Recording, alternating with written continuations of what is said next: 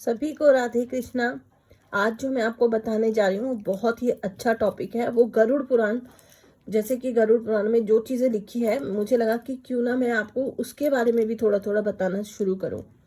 गरुड़ पुराण के बाद मैं आपको स्कंद पुराण, उसके बाद श्रीमद् भागवत गीता और गीता, उसके बाद रामायण, ऐसे धीरे धीरे हर चीज़ का बताऊंगी। जब मैंने खुद स्टडी किया है इन चीज़ों को, तो क्यों ना मैं आप लोगों को भी बताऊं। मैं बताऊंगी कि जब एक पक्षी पक्षी बनता है तो वो क्यों बनता है, एक जानवर जानवर बनता है तो क्यों बनता है, और एक इंसान इंसान बनता है तो क्यों बनता है, किन कर्मों से बनता है। जैसे अगर हम कबूतर की बात करें तो गरुड़ पुराण में कहा गया है कि कबूतर कबूतर इसलिए बनता है क्योंकि उसने पिछले जन्म में, अपने पिछले जन्म में चांदी की चोरी की होती है, सिल्वर की। बट प्रजातियों में अगर इनकी प्रजाति जाति देखें तो ये ब्राह्मण जाति का कहलाता है, जो कबूतर होता है। उसी तरह से कौवे के लिए है कि लोहा चोरी करने वाला जो होता है वो कौवा बनता है। तो इस तरह से मैं आपको बताऊंगी कि पुराण में क्या क्या लिखा गया। पर आज का जो टॉपिक है वो इसलिए है, बहुत सारे क्वेश्चन आते हैं आउट ऑफ कंट्री से भी। जो कुछ लोग मेरे साथ एसोसिएट्स हैं वो भी बड़े क्वेश्चन करते हैं बच्चों से रिलेटेड। जिनके बच्चे हैं उनसे वो बहुत परेशान हैं, मतलब बेटा है बात नहीं सुनता, मैरिज हो गई है, घर से दूर चला गया है, मिलने नहीं आता। ऐसे बहुत सारे टॉपिक है जिसके लिए कि लोग बहुत परेशान है। तो मुझे लगा क्यों ना मैं इसके लिए स्टडी करूं। तो मैंने गरुड़ पुराण की किताब निकाली, अपनी पुस्तक, और उस पुस्तक में जब रीड किया कि एक्चुअली में क्या है और किन कर्मों से लोगों को अच्छे बच्चे मिलते हैं और किन कर्मों से लोगों को मतलब ऐसे बच्चे मिलते हैं कि माँ बाप सारी उम्र उनका सब कुछ करते हैं, बट एंड में बच्चे जो है वो धोखा ही देते हैं। तो आज हम बात करते हैं गरुड़ पुराण के हिसाब से। गरुड़ पुराण में लिखा गया है कि पुत्र, सन, बेटा 5 टाइप के होते हैं, और वो 5 टाइप कौन से हैं वो मैं आपको बताती हूँ। पहला टाइप होता है ऋणानुबद्ध पुत्र।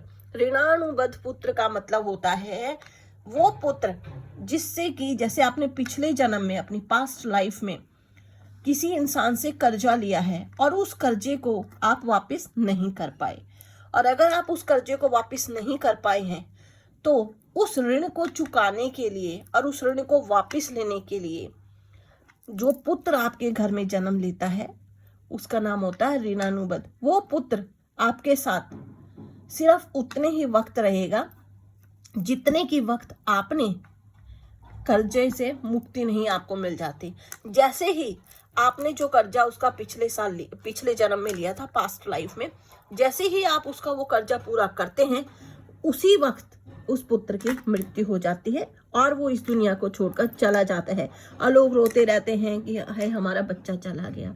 वो आपका बच्चा था ही नहीं, वो आपके पूर्व जन्म के कर्म थे जो आपने, तभी कहते हैं कि जिंदगी में किसी का भी एक भी रुपया नहीं रखना चाहिए, सूद समेत वापस कर दो, बिकॉज वो अगले जन्म में 1 रुपया 1 लाख बन जाएगा, क्योंकि उस पर इंटरेस्ट भी तो लग रहा होगा ना। उसके बाद हम बात करते हैं दूसरे पुत्र की, जिसको हम कहते हैं शत्रु पुत्र। ये वो पुत्र होता है जिसके साथ कभी आपने दुश्मनी ली हो पिछले जन्म में, उसका बुरा किया हो, या उसने मतलब ऐसा कोई कर्म आपने किया हो कि किसी को अपना शत्रु बना लिया हो, किसी को मारा हो, किसी के कुछ भी किया हो जिससे कि वो आपका एनिमी यानी कि दुश्मन बन गया है, और उस जन्म में वो आपका दुश्मन आपसे बदला नहीं ले पाया हो, तो क्या होता है, फिर आपकी भी दूसरा जन्म होता है और उसका भी, और वो आपके पुत्र के रूप में जन्म लेगा, और वो आपसे जब तक हो रहेगा आपके साथ, वो एक शत्रु की तरह आप बोलेंगे हमारा बेटा है, हमने पैदा किया है, हमने पाला है, पोसा है, पर हमारे साथ एक शत्रु की तरह व्यवहार करता है, एनिमी, दुश्मन की तरह व्यवहार करता है। हम जो भी बोलते हैं उसके एंटी काम करता है, हमारी बात नहीं सुनता, तो वो आपका शत्रु पुत्र है। वो पास्ट लाइफ को देखिए, अपने पिछले जन्म को, कि आपने कौन से कर्म किए थे। फिर हम बात करते हैं तीसरे पुत्र की, जिसको बोलते हैं उदासीन पुत्र। ये पुत्र वो पुत्र होता है जिसको आपसे कोई ज्यादा लेना देना होता नहीं है, ना वो आपकी ज्यादा परवाह करेगा, ना ही वो आपकी ज्यादा बात मानेगा, अपने में ही उदासीन रहता है, दुखी। और इस पुत्र की जैसे ही आप विवाह करते हो तो ये आपसे दूर चला जाएगा और बाहर जाके काम धंधे करने शुरू कर देगा। तो आपको लगेगा हमने अपने बच्चे का इतना किया पर ये तो हमारा साथ नहीं दे रहा है। वो साथ इसलिए नहीं दे रहा क्योंकि वह उदासीन पुत्र है आपका, और वो दुखी है पिछले जन्म में किसी कारण से आप लोगों से। उसके बाद आता है चौथा पुत्र, जिसको हम सेवक पुत्र बोलते हैं।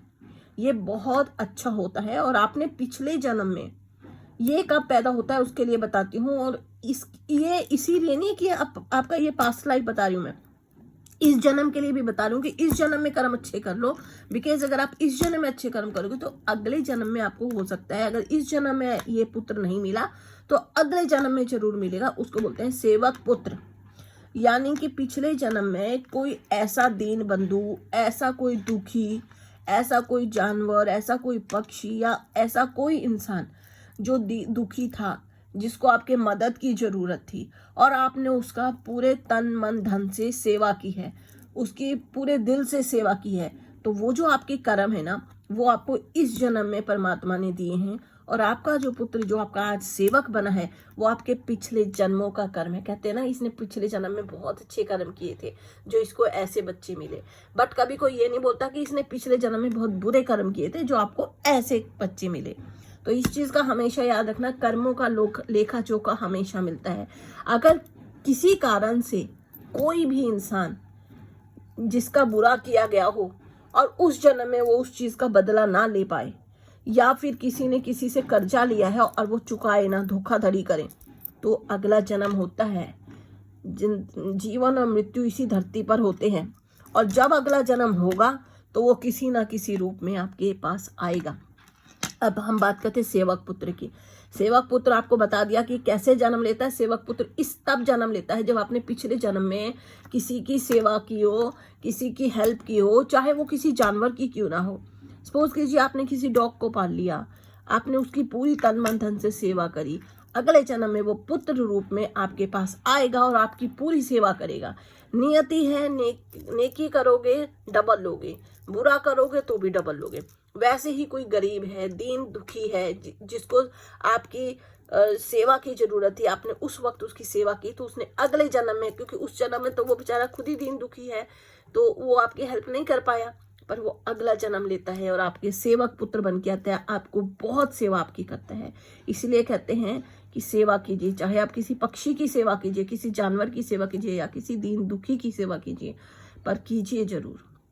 उसके बाद पांचवा पुत्र कौन सा होता है, उसको कहते हैं दत्तक पुत्र। दत्तक पुत्र होता है जिसको हम गोद लेते हैं, अडॉप्ट करते हैं, या फिर दत्तक पुत्र हम दामाद को भी बोलते हैं, जवाई को भी बोलते हैं। जो आपकी बेटी होती है, उसका जो हस्बैंड होता है, उसका जो पति होता है, उसको भी, दामाद को भी हम दत्तक पुत्र ही बोलते हैं, क्योंकि वो एक तरह का गोद लिया ही बेटा हो गया ना, अडॉप्टेड हो गया बेटा ही होता है दामाद भी। या फिर अगर आपने ही गोद लिया है किसी बच्चे को, उसको बोलते हैं हम दत्तक पुत्र।